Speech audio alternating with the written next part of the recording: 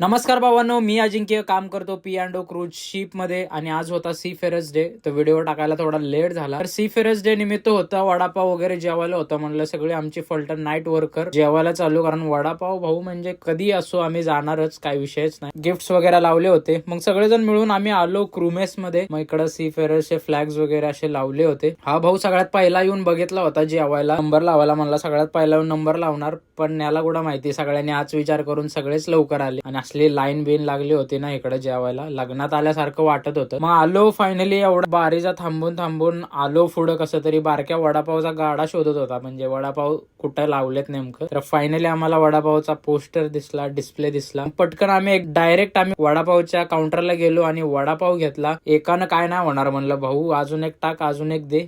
मग 2 वडापाव घेतले. वडापाव घेऊन आमची सगळी पोरं एका टेबलावर बसलो. कोल्ड्रिंक्स वगैरे पण फ्री होत्या त्या दिवशी. भाऊ वडापाव खाल्ला, एकदम मस्त पोटबीट भरलं. सी फेरस डे संपला इथं. जेवण वगैरे करून प्लेटा वगैरे फेकून आम्ही आलो आमच्या केबिनला सगळेजण. चला तर मग भेटू नेक्स्ट व्हिडिओ मध्ये क्रूज मधल्या एका नवीन माहिती बरोबर. चला, लाईक करा, फॉलो करा, शेअर करा.